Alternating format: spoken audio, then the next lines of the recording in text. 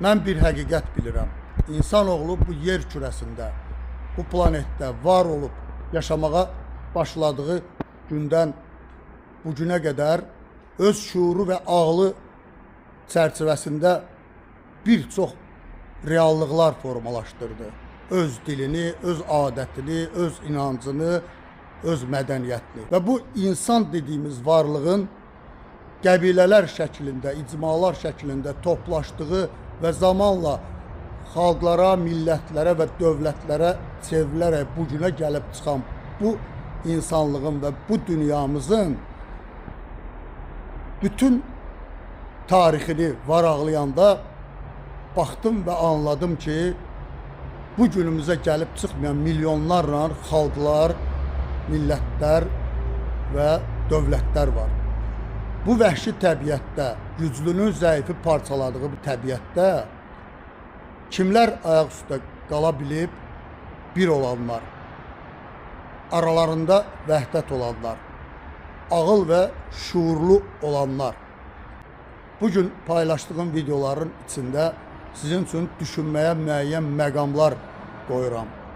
Dünənləri paylaşdığım bir videoda cənab prezidentin ölkəmizdə yaşayan 30 bin erməni və sizin neçə erməni tanıyırsınız videosu. Bəli, həqiqətən 30 bin erməni yaşayır, amma kim neçəsini tanıyır? Bugün çayxanalarda orada burada oturub əlvi belə tutma, belə tut deyib dini mübahisələr eləyən, orada burada xaricilər oradan buradan danışanların sözlərinə uyub bizim aramıza fikir ayrılığı salanlar. Paylaşdığım video da çox yox, uzaq deyil, 30-35 il keçib bizim o yaşadığımız o acı günlər və o oyunlar bugün də davam edir. Mən sizə bir şey deyim. Valideyn olanlar məni başa düşür. Uşaq dəcəllik eləyir. İstəyirsən durub onu qışqırasan, nəsə deyəsən, ata və ya ana gözün ağardı ki, olmaz. Və sən öz atava hörmət çərçivəsində və yaxud öz atandan, valideynindən qorxub öz uşağına əl qaldıra bilmirsən. Bu günləri mən də çox fikirləşirdim. Deyirdim ki, mən prezident olsam belə eləyərəm, mən nazir. Amma bugün baxıram ki, əslində biz müstəqil olsaq da balaca dövlətik və iradəmiz öz əlimizdə deyil.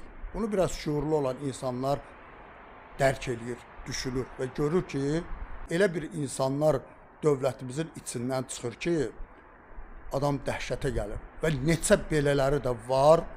Ona görə də bir-birimizi qınayıb, bir-birimizi günahlandırıb, bir-birimizin haqqında mənfi fikirlərə düşməkdənsə, bir olmalıyıq, müşahidəçi olmalıyıq və bizi parçalamaq, əzmək istəyən düşməni tanımalıyıq. Bugün şuurun, ağlın savaşı gedir dünyada və bugün bir olanlar, möhkəm olanlar, kürək-kürəyə söykəyənlər ayaq üstə qala bilir. Yenə də sizə deyirəm, bugün ölkəmizdə baş verən bütün negativ hadisələrin kökündə yatan güclər var və düşünməyin ki, hər şeyi də həll eləmək olur. Xeyr, olmur. Elə şeylər var ki, onları həll eləmək olmur.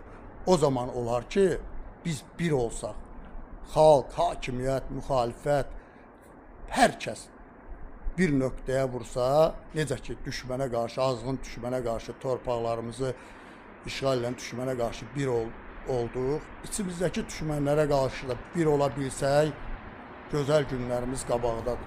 Ya ola bilməsək, parçalayacaqlar və elə tikəmiz hər canavarın dişində bir tikə qalacaq. Bu qədər.